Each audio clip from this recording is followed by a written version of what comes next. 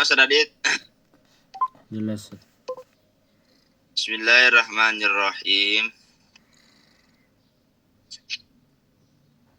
Kita masuk pada wa yahrumu 'alal junub ya.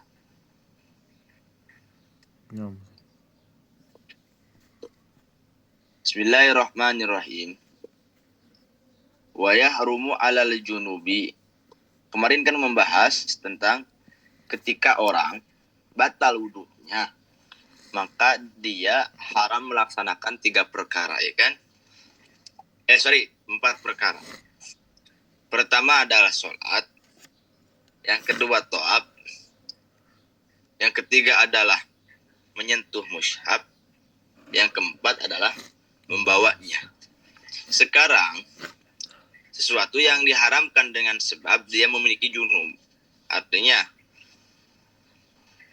apa saja hal yang diharamkan bagi orang yang sedang junub, di sini wa yahrumu 'alal junubi sittatu asya. Haram bagi orang yang junub melaksanakan 6 perkara.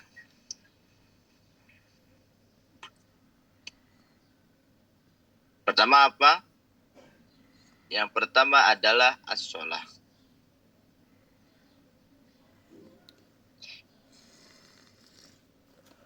Yang pertama adalah sholat. Sholat di sini Ustaz Radit, ya berhubungan dengan kemarin ya. Sholat di sini itu masuk pada sholat sunat, apalagi sholat fardu.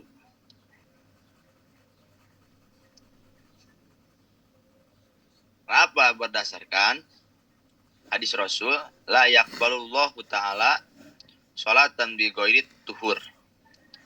Artinya ya, Allah tidak akan menerima sholatnya orang yang tanpa bersuci. Berikut sholat fardu kifayah. Apa sholat yang dihukum fardu kifayah? Sholat jenazah pun sama. Hukumnya itu adalah haram.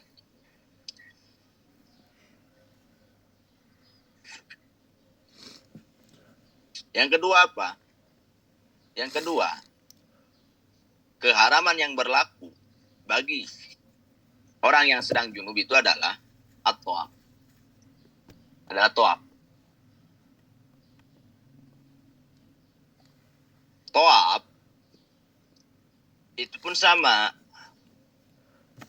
seperti sholat. Artinya, ketika seseorang sedang junub, kemudian dia melaksanakan thawab, maka thawab yang ia laksanakan itu hukumnya haram.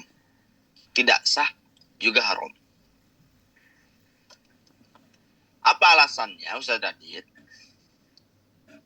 Thawab itu diharamkan bagi orang yang junub berdasarkan di dalam hadis Imam Hakim, yang dimana beliau mengatakan at-thawab bil bait sholah. Artinya apa? Artinya thawab di baitillah, yakni di Ka'bah, itu layaknya itu seperti sholat. Dari segi apa? Fi satri wa taharah. Dari segi harus menutupi aurat dan harus bersuci dulu. Jadi sholat dan thawab itu sebetulnya bersama. Cuman perbedaannya illa anna Allah Ta'ala ahalla anutqa. Cuman di dalam thawab itu Allah Subhanahu wa taala memperbolehkan untuk berbicara. Di dalam sholat kan nggak bisa. Nggak boleh. Selanjutnya, bentar. Takut ada yang izin masuk. Nggak ada ya. Selanjutnya, sesuatu yang diharamkan dengan sebab junub itu apa? Yaitu masul mushaf.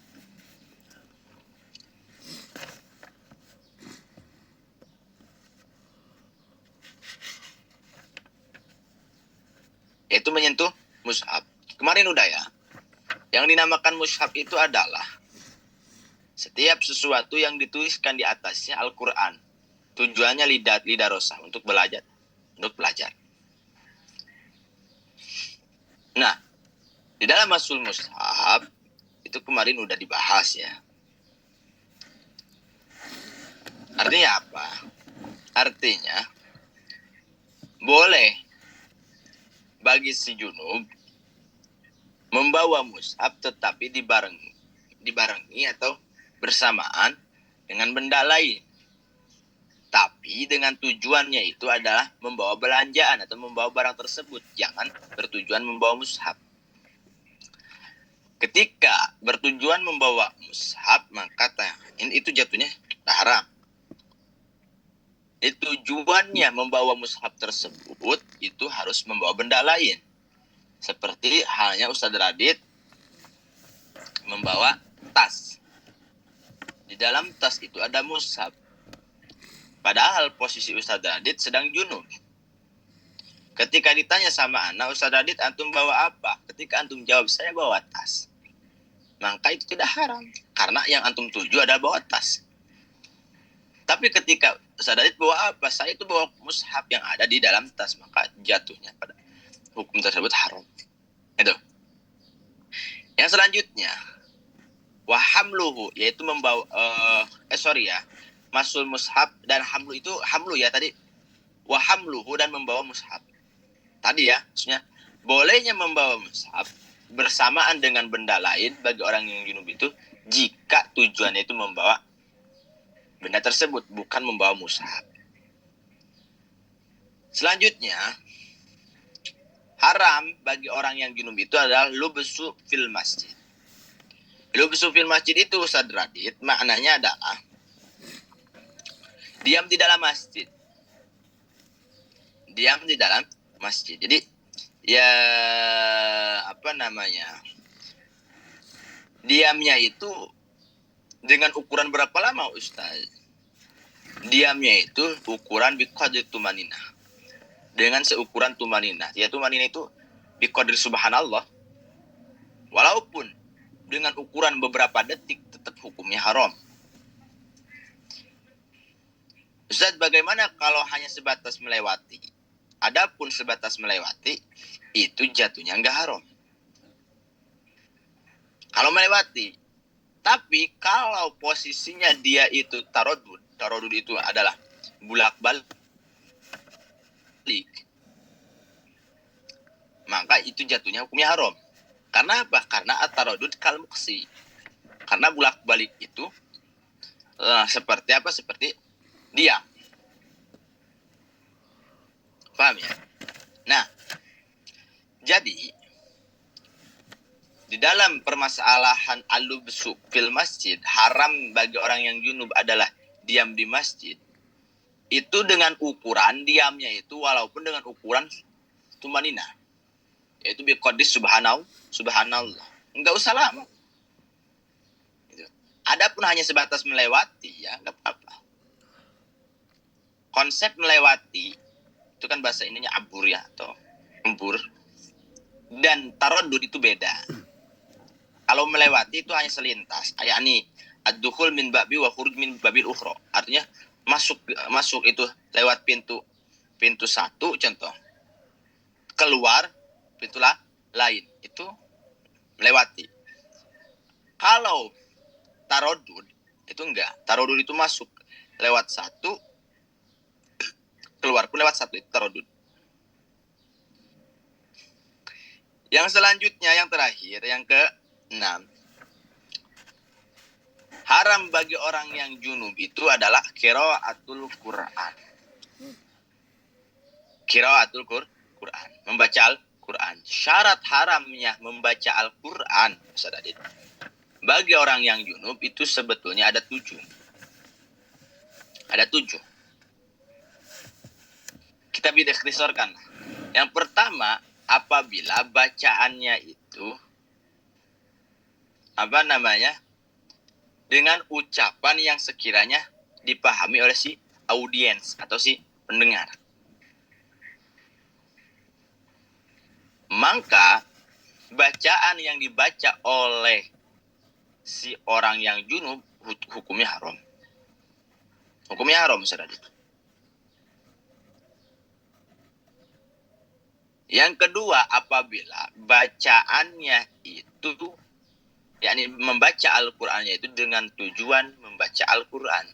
Sehingga mafhumnya ketika membaca Qur'annya itu dengan tujuan zikir ataupun tahassun, menjaga diri, maka jatuhnya enggak haram. Atau al-qissah, menceritakan ayat yang ada di dalam Al-Qur'an, maka tidak haram. Haram itu apabila bertujuannya membaca Al-Qur'an. Yang ketiga, apabila membaca Al-Qur'annya itu dengan apa? Dengan tahrikul lisan, menggerakkan lisan, ma'at talafud, beserta ada suara. Sehingga mafhum mukhalafahnya, Ustaz Adit, ketika antum sedang junub, membaca Al-Quran tetapi di dalam hati, duna tahrikus lisan, tanpa menggerakkan lisan, maka jatuhnya enggak haram. Paham ya? Haram itu kalau ada gerakan lisan dan bersuara. Maka orang yang junub membaca Al-Quran seperti itu dihukumi haram.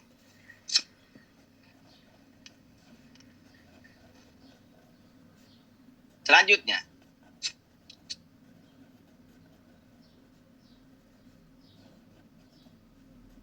wa ya'rumu bil haid. Jelas ya? Jadi keharaman yang berlaku bagi orang yang junub itu ada 6 ya. Sekarang keharaman yang berlaku bagi wanita yang haid. Wa ya'rumu bil haid asyratu asya. Sekarang membahas sesuatu yang haram untuk dilakukan oleh wanita yang haid itu ada 10. Pertama apa? Sholat. Sholat itu, Ustaz Radit, ini definisi sholat adalah sesuatu yang diawali dengan takbir, kemudian diakhiri dengan salam, itu sholat. Itu sholat. Nah, sholat jenazah diawali dengan apa? Takbir kan? Diakhiri dengan salam. Maka hukumnya haram. Bahkan di dalam sholat ini bukan hanya sebatas sholat, artinya tidak mutlak hanya sholat. Tetapi apa? Tetapi berikut daripada sujud tilawah, sujud syukur, ketika dilaksanakan oleh wanita yang sedang haid, maka haram. Maka haram. Gitu. Namun, bagi wanita yang haid, ketika diharamkan untuk melaksanakan sholat saat ketika haid, gak wajib qada. Gak ada kewajiban untuk mengqada. Karena apa? Karena masyaqqah. Masyaqqah itu ya kasihan, terberati atau terbebani. Cuman yang harus diqada itu adalah puasa. Sebagaimana Siti Aisyah mengatakan, kunna nu'maru biqada'is saum wala nu'maru biqada'is shalah. Siti Aisyah mengatakan, saya itu diperintahkan untuk mengqadai puasa, tidak diperintahkan untuk mengqadai salat. Wa hadhil kalimah itu tadullu ala annal mar'ah nu'maru biqada'is saum wala nu'mar wala tu'mar biqada'is shalah. Yang selanjutnya, sesuatu yang haram untuk dilakukan oleh wanita yang haid adalah at-tawaf. Layaknya seperti orang yang junub, baik Ustaz Adit, tawaf sunnah ataupun tawaf fardu, maka tetap hukumnya haram. Ustaz, lalu bagaimana andai kata ada wanita dia umroh, ya, kemudian di tengah-tengah umroh dia head tapi nggak tawaf, apakah boleh dia belanja di area contoh Madinah atau Mekah? Jawabannya boleh. Sebagaimana Rasul mengatakan, lakukanlah sesuatu yang layaknya sering dilakukan oleh orang yang berhaji. Ilat tawaf, kecuali tawaf nggak boleh. Itu. Yang selanjutnya, haram dilakukan wanita yang haid itu adalah masul mushaf. Apa itu masul mushaf? Masul mushaf itu adalah tadi menyentuh mushaf. Nah, yang jadi pertanyaan, Ustadz, bagaimana kalau andai kata saya itu kan untuk zaman sekarang ada phone, ada HP, ya kan, Ustadz Adit? Nah, di dalam HP itu ada aplikasi Quran. Yang jadi pertanyaannya, Ustadz, boleh gak saya menyentuh Quran tersebut, menyentuh HP tersebut yang dimana di dalamnya ada aplikasi Al-Quran? Jawabannya boleh. Jawabannya boleh, Ustadz Adit. Karena apa? Karena hakikatnya yang ada di dalam HP itu bukan mushaf, tapi layar. Beda halnya kalau berbentuk kertas atau buku atau lauh itu papan tulis. Gitu. Kemudian yang selanjutnya, ini pun sama. Sesuatu yang diharamkan bagi wanita yang haid itu adalah hamlu. Apa itu hamlu? Hamlu itu adalah membawa mushaf. Membawa mushaf. Ustaz, bagaimana kalau gini? Saya itu membawa tafsir, tapi kitab itu lebih banyak tafsirnya daripada ayat Al-Qur'annya. Apakah boleh? Boleh. Walaupun ulama itu ikhtilaf.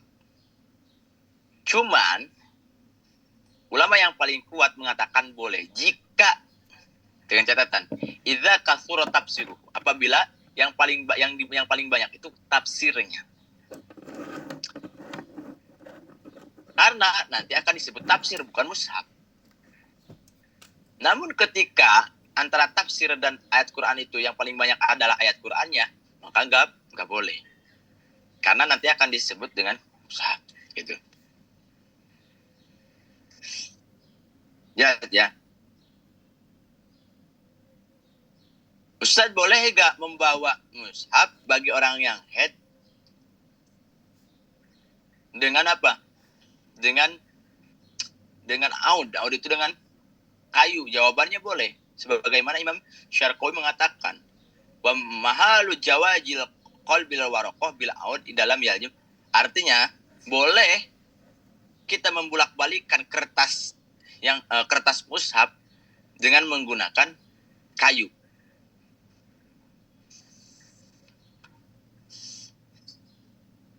Jadi nggak mutlak haram kalau kita tahu aturannya. Seperti tadi, membawa mushaf boleh bagi orang yang haid, boleh bagi orang yang junub jika diiringi atau jika dibersamakan dengan benda lain. Tapi dengan tujuannya bukan membawa mushaf. Membawa apa ya? Membawa barang tersebut. Itu. Walaupun itu ada perikhtilafan antara Imam Ibnu Hajar dan Imam Romli. Jelas ya? Selanjutnya, sesuatu yang haram yang berlaku bagi wanita yang haid itu adalah al-lubsu fil masjid. Apa maknanya? Al-lubsu fil masjid itu adalah diam di masjid. Diam di masjid. Nah, diam itu biqadri tumanina. Dengan ukuran tumanina. Artinya nggak usah lama, walaupun sebentar, tetap haram. Berdasarkan apa ya? Hadis Rasul. La ahallal masjid lil haid walil junub. Artinya ya, masjid tidak halal, artinya haram bagi wanita yang haid dan bagi orang yang junub.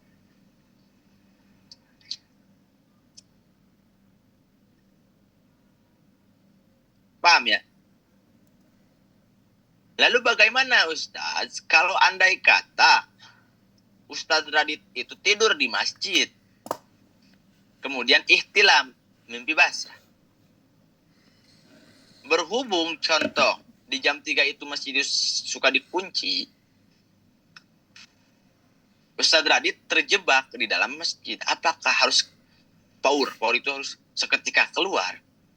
Jawabannya iya, harus seketika keluar dengan catatan pintu terbuka. Kalau ada pun terjebak, artinya tidak bisa dibuka, kalaupun bisa juga harus mendobrak atau harus memecahkan kaca, maka ya udah Ustaz Radit mau tidak mau harus diam di masjid. Doa apa? Tidak, karena dalam keadaan darurat. Jelas Ustaz Radit. Kemudian yang selanjutnya, haram bagi wanita yang haid itu adalah qiraatul Quran, membaca Quran. Tetapi di sini ada penekanan ya. Sebagaimana Imam Nawawi mengatakan di dalam kitab At-Tibyan, sawaun kana ayatan aw aqalla minha. Baik dibacanya itu satu ayat atau kurang daripada satu ayat. Tetap haram Ustaz Adit. Lalu bagaimana caranya untuk diperbolehkan membaca Quran bagi wanita yang haid? Imam Nawawi memberikan solusi. Sebagaimana menurut Imam Nawawi, ya juju li junub wal haid iqra'ul Quran ala qalbihima min ghairi talaffuz.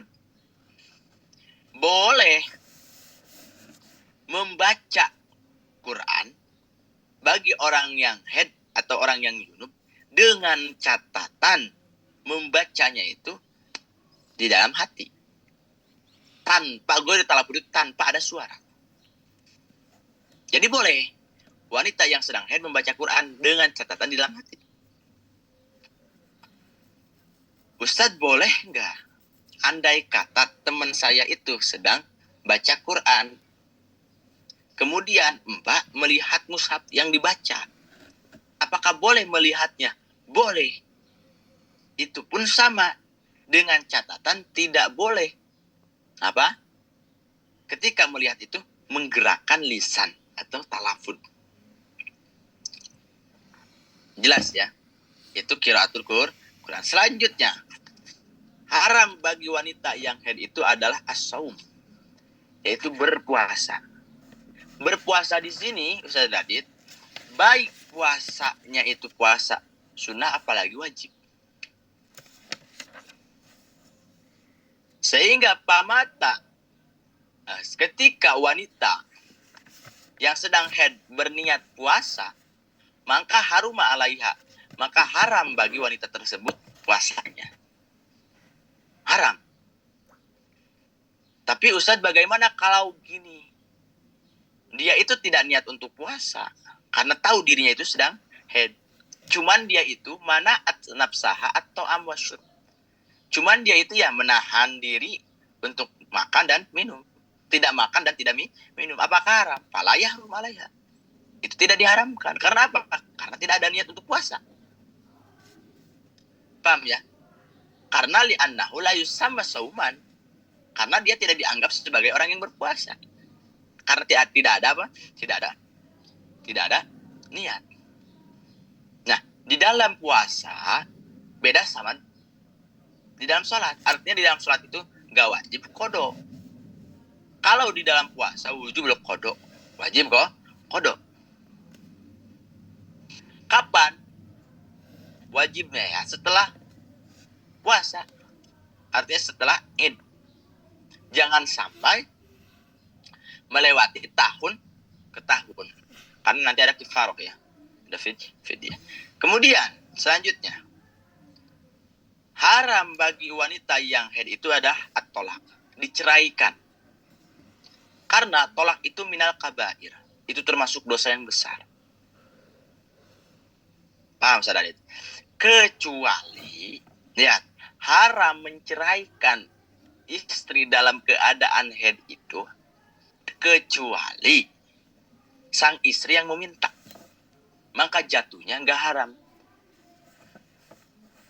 Paham? Contohnya bagaimana? Contohnya Hindun dan Zaid menikah. Kemudian Hindun sedang haid mengatakan gini, ceraikan saya. Nanti saya akan kasih iwad. Iwad itu imbalan. Maka itu nanti akan khulu ya. Akhirnya Zaid menceraikan Hindun tersebut. Maka Zaid menceraikan Hindun itu tidak haram. Dan jatuh talaknya. Jelas? Dan Ustaz, bagaimana kalau andai kata lelaki itu menceraikan wanita dalam keadaan sedang haid? Hukumnya kan haram, tapi sah nggak? Jawabannya sah. Menceraikan istri dalam keadaan sedang haid itu haram, tapi sah. Artinya jatuh tolak. Jatuh tolak. Apa alasan menceraikan istri yang sedang haid itu haram? Alasannya karena litulil apa? Iddah. Karena yakni memperlambat masa iddah. Paham ya? Jadi bolehnya menceraikan istri dalam keadaan haid itu kalau istri yang meminta, apalagi dengan ada iwad. Iwad itu imbalan. Gitu. Kalau nggak ada yakni itu keinginan sang suami, maka menceraikan istri dalam keadaan haid itu hukumnya haram, tapi jatuh tolak. Jatuh tolak. Selanjutnya, wal mururu fil masjid in khofat talwisahu. Yang selanjutnya, haram bagi wanita yang haid itu adalah melewati masjid. Dengan catatan apabila dia khawatir untuk mengotorinya. Jadi haramnya bagi wanita yang sedang haid melewati masjid itu dengan catatan apabila dia khawatir mengotori masjid. Tapi kalau kata Mbak itu, Ustaz, saya itu nggak khawatir untuk mengotori masjid karena saya itu memakai pembalut. Maka ketika yakin tidak akan mengotori masjid, hukumnya nggak haram, tetapi makruh. Paham? Sebetulnya di dalam al-murur fil masjid in khofat talwisahu tidak mutlak bagi wanita yang haid. Ustadz Radit pun ketika ada kekhawatiran untuk melewati masjid, andai kata dia itu membawa kotoran, maka haram. Paham ya? Jadi melewati masjid dengan catatan takut mengotori masjid, jangankan wanita yang haid. Saya andai kata membawa kotoran, kemudian akan melewati masjid. Kalau ada khawatir untuk mengotori masjid, maka saya pun haram melewatinya. Jadi tolak ukur atau standaritas haram bagi wanita yang haid melewati masjid itu apabila dia khawatir mengotori masjid. Ya kalau nggak khawatir, yakni yakin saya itu kan pakai pembalut untuk zaman sekarang kan, maka nggak haram, tapi makruh. Makruh. Selanjutnya, sesuatu yang haram bagi wanita yang haid itu adalah al-istimta bima baina surah wa rukbah. Istimta itu adalah bersenang-senang bersama istrinya dengan batasan dengkul dan pusar.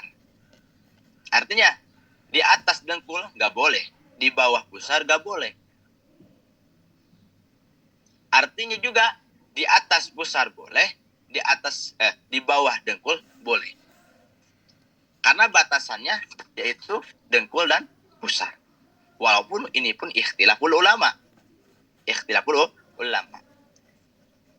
Baik. Lihat, baik istimtanya bersenang-senangnya itu karena bisyahwah amla, menggunakan syahwat ataupun tidak. Tapi ya setidaknya yang namanya bercumbu itu mesti akan mengeluarkan syahwat. Itulah sesuatu yang diharamkan bagi wanita yang haid dan bagi orang yang sedang junub. Bagi orang yang sedang junub ada 6, bagi wanita yang haid ada 10. Oke, sekarang masuk pada bab tayamum ya. Pilih ikhtisar. Faslun fi asbabit tayamum. Sekarang membahas sebab-sebab diperbolehkannya tayamum.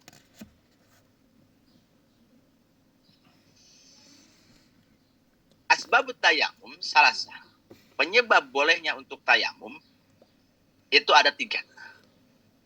Oke, tayamum itu apa Ustaz? Tayamum itu adalah bersuci dengan menggunakan debu.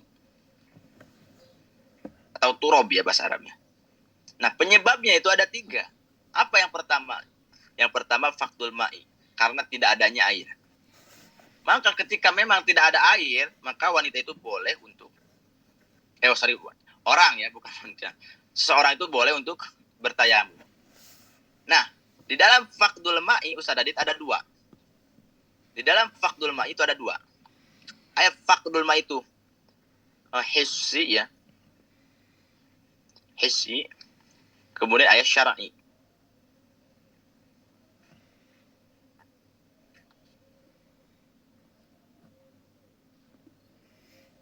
Bagaimana contoh daripada tidak ada air secara hissi? Hissi itu apa? Hissi itu panca indera. Seperti Ustaz Radit ke suatu tempat. Kemudian kebetulan di tempat tersebut itu tidak ada air sama sekali. Sedangkan sudah masuk sholat. Maka ya udah, di situ Ustaz Radit diperbolehkan untuk tayamum. Nah, bolehnya tayamum itu Ustaz Radit karena faktul ma'i tidak ada air. Tidak ada airnya itu ya secara panca indera tidak ada sama sekali secara pandangan mata Ustaz Radit. Nah, itu istilah fakdul ma'i hissi. Kalau fakdul ma'i syar'i secara syariat tidak ada air itu seperti bagaimana? Ustaz Radit sakit. Yang dimana sakit itu ketika ada terkena air, maka sakit itu akan bertambah atau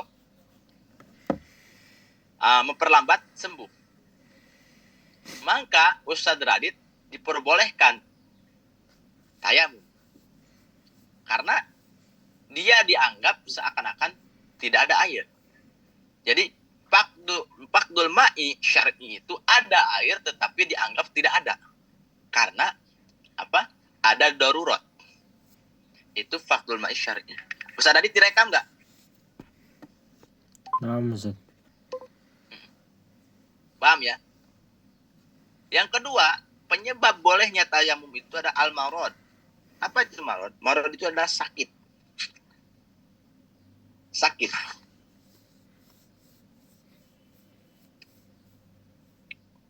Nah, di dalam sakit di sini, untuk bolehnya tayamum itu ada 3. Ada 3 bagian. Pertama apa? Pertama ayyakhafa ma'u bil wudu. Artinya gini, fautur ruh. Seandainya ketika dia wudu, maka dia nyawanya akan hilang. Lihat. Seandainya dia wudu, maka fautur ruh. Ruhnya itu hilang. Faut itu hilang ruhnya. Atau foto udwin atau anggotanya itu rusak. Atau fautu manfaatul udwi atau kemanfaatan anggotanya itu rusak. Maka di situ boleh bagi orang tersebut untuk tayamum. Contoh, foto ruh. Ustaz Radit seandainya wudu terkena air, Ustaz Radit itu akan mati. Maka solusi ketika sudah masuk waktu sholat, yang dimana Ustaz Radit itu diwajibkan untuk melaksanakan sholat, maka ya udah Ustaz Radit diperbolehkan untuk tayamum. Itu fautu. Yang kedua, fautu adwin. Seseorang, andai kata dia wudu, maka anggotanya itu akan rusak, akan hancur. Maka dia enggak wajib wudu. Wudu itu digantikan dengan tayamum. Artinya dia boleh melaksanakan tayamum walaupun ada air. Karena dia darurat. Yang selanjutnya, Pautu manfaatil udwi. Saya contoh, andai kata wudu, maka kemanfaatan tangan saya yang bisa bergerak itu akan apa? Akan hilang. Maka solusi agar supaya tidak hilang kemanfaatan yang ada di dalam anggota saya adalah dengan tayamum. Karena andai kata kalau wudu akan hilang. Itulah yang dimaksud al-marad. Bolehnya tayamum itu dengan sakit ada 3 macam yang tadi ya. Kemudian penyebab yang ketiga, bolehnya seseorang bertayamum itu adalah al-ihtiyaju ilaihi li atasi hayawan. Artinya apa? Artinya butuhnya air untuk dahaga hewan muhtaram yang dimuliakan. Maksudnya hewan yang dimuliakan oleh syariat itu apa? Hewan yang dimuliakan oleh syariat itu adalah mayahrumu qatluhu, adalah hewan yang haram untuk dibunuhnya. Hewan yang haram untuk dibunuhnya. Seperti kucing, Ustaz Adit. Contoh, ada air. Cuman air ini ya sedikit. Cukuplah untuk wudu. Di samping lain ada kucing sedang kehausan. Andai kata tidak minum, kucing itu akan mati. Kucing itu akan mati. Tapi di sisi lain memang tidak ada lagi sama sekali air. Apakah harus dipakai wudu atau diberikan air tersebut terhadap kucing? Maka jawabannya diberikan terhadap kucing. Paham ya? Karena di situ ada istilah al-ihtiyaj ilaihi li atsi hayawan muhtaram. Nah, itulah penyebabnya bolehnya seseorang untuk bertayamum. Ada 3 ya. Faqdul ma'i, al-marad, al-ihtiyaj ilaihi li atsi hayawan. Hayawan muhtaram. Sekarang membahas, emang ada hewan yang tidak dimuliakan oleh syariat? Nah, wa ghairul muhtaram sittatun. Hewan yang tidak dimuliakan oleh syariat ada 6. Yang pertama apa? Tarikus sholah. Orang yang meninggalkan sholat. Orang yang meninggalkan sholat itu hewan yang tidak dimuliakan oleh syariat. Ustaz kan manusia. Ya, manusia itu hakikatnya hewan. Al-insan hayawanun. Secara ilmu mantik, manusia itu adalah hewan. Nah, orang yang meninggalkan sholat, apalagi dengan sengaja, dia itu hewan yang tidak dimuliakan oleh syariat. Hewan yang tidak dimuliakan oleh syariat. Yang pertama itu. Yang kedua, Ustaz Radit, termasuk hewan yang tidak dimuliakan oleh syariat itu adalah walzanil mukhson. Adalah orang yang zina mukhson. Apa itu orang yang zina mukhson? Orang yang zina mukhson itu adalah di mana dia sudah memiliki istri atau dia sudah memiliki suami, tetapi dia berzina dengan orang lain. Maka orang tersebut itu dikategorikan sebagai zina mukhson, dan orang tersebut itu dinamakan sebagai hewan yang tidak dimuliakan oleh syariat. Jelas ya? Kemudian, yang selanjutnya, hewan yang tidak dimuliakan oleh syariat al-murtad adalah orang yang murtad. Apa sih definisi orang yang murtad? Orang yang murtad itu adalah wa man qata'a mimman yasihu talaquhu al-Islam. Artinya orang yang memutuskan agama Islam itu orang yang murtad. Dan orang yang murtad itu dikategorikan sebagai orang hewan yang tidak dimuliakan oleh syariat. Jelas ya? Selanjutnya, hewan yang tidak dimuliakan oleh syariat itu adalah al-kafir harbi. Kafir itu kan ada kafir dhimmi, ada kafir harbi. Apa itu kafir harbi? Kafir harbi itu adalah alladzi la sholaha lah ma'al muslimin. Artinya orang yang tidak baik terhadap orang Islam. Artinya kafir yang memerangi terhadap kaum Islam itu dinamakan kafir hirbi. Kalau kafir dhimmi itu sebaliknya, orang kafir yang berdamai dengan orang Islam. Bahkan Rasul melarang untuk memerangi kafir tersebut. Gitu.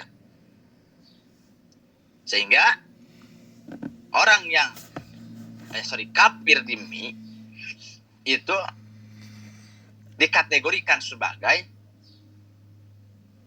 kafir yang tidak boleh diganggu, tidak boleh dijahati oleh orang muslim. Kalau kafir harbi, istilahnya lu jual gue beli. Karena kafir harbi itu adalah kafir yang tidak, ya seperti Israel ya, yang tidak ada keislahan dengan umat Islam. Dia itu ya maunya perang. Maka kafir harbi pun ini termasuk hewan yang tidak dimuliakan oleh syariat. Wal qalbu akur. Yang selanjutnya, hewan yang tidak dimuliakan oleh syariat itu adalah al qalbul akur, adalah anjing yang galak. Anjing galak itu tidak dimuliakan oleh syariat, bahkan boleh untuk dibunuh. Boleh untuk dibunuhnya. Boleh untuk dibunuh. Anjing itu kan secara hakikatnya ada 3 ya, ada 3 bagian ya. Cuman menurut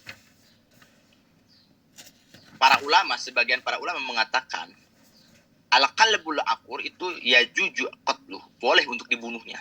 Boleh untuk dibunuh. Karena apa? Karena takutnya mencelakai atau membahayakan. Yang selanjutnya, hewan yang tidak dimuliakan oleh syariat itu adalah al-khinjir. Apa? Khinjir celeng ya, atau babi. Nah, jadi hewan yang tidak dimuliakan oleh syariat itu ada 6. Salah satunya yaitu orang yang meninggalkan sholat. Maka orang yang meninggalkan sholat itu hewan yang tidak dimuliakan oleh syariat agama Islam. Paham Ustaz tadi? Oleh karena itu, di dalam kasus orang yang meninggalkan sholat itu ada beberapa kasus sebetulnya. Dan ada ulama yang mengatakan, sebagaimana dalam kitab Fathul Mu'in juga, ketika dia itu juhdan, meninggalkan sholatnya itu karena menentang atau mengingkari, maka dia harus dibunuh. Dengan catatan setelah dia diperintah untuk taubat. Kalau tidak bertobat, maka dibunuh. Dibunuh, Ustaz Adit. Sebetulnya secara hukum Islam. Tapi kalau dia meninggalkan sholatnya itu karena malas, ataupun karena ketiduran, itu kan ada sholat. Maka dia harus apa?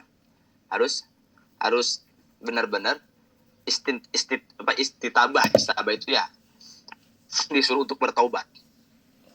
Kalau masih melakukan hal seperti itu ketika sudah diperintahnya, maka di situ pun ada ancaman, ada ta'jir ya, ada hukuman gitu. Nah itulah pembahasan untuk hari ini. Ada pertanyaan enggak? Ahlan. Ustaz Adit, ada pertanyaan enggak? Karena bil ikhtisar nih.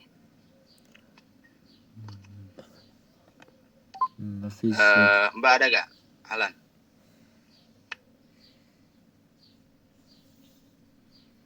Mapis soal. Gak ada pertanyaan? Bisa. Yang lainnya itu, Mbak ada gak? Jess? Gak ada?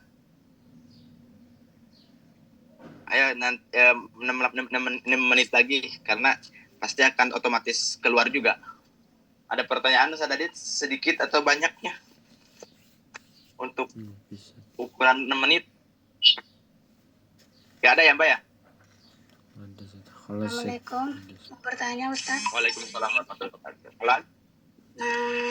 Yang wamasul mushafi, yang menyentuh mushaf, semisalnya contohnya mau bersih-bersih, terus ada Al-Quran, terus dalam keadaan head, tapi disentuhnya pakai baju atau pakai alat buku, dipindah atau dilap, itu hukumnya gimana? Gak boleh. Gak boleh. Walaupun dengan menggunakan cempal, bahasa itu istilah itu cempal itu ya, hirqoh itu kain atau sapu tangan gitu ya. Gak boleh.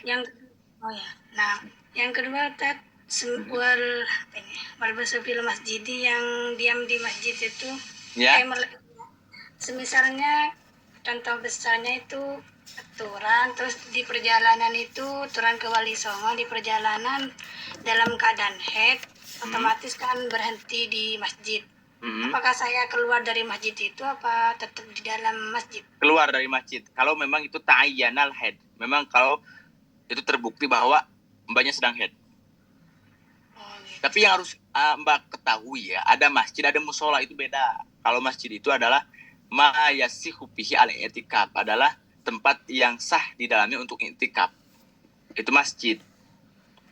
Kalau musola itu enggak. Artinya wanita yang head diam di musola enggak apa-apa. Jelas ya? Nah, syukron Ustaz. Oke. Nggak ada pertanyaan lagi? Oke. Kalau nggak ada, terima kasih ya. Ustaz Adit, Nah, Ustaz. Ana itu ada buka daurah fikih kewanitaan atau mau ikut? Jadwalnya jam 8 di jam setengah 9 malam di Indonesia. Berarti ya di Mesir sekitar sore lah. Oh, nah, Ada jadwal nggak? nanti anda cek lagi saja. Oke, siap. Oke, ya, terima kasih ya Ustaz Adit. Mbak ya telah menyempatkan waktunya. Anda tutup dulu.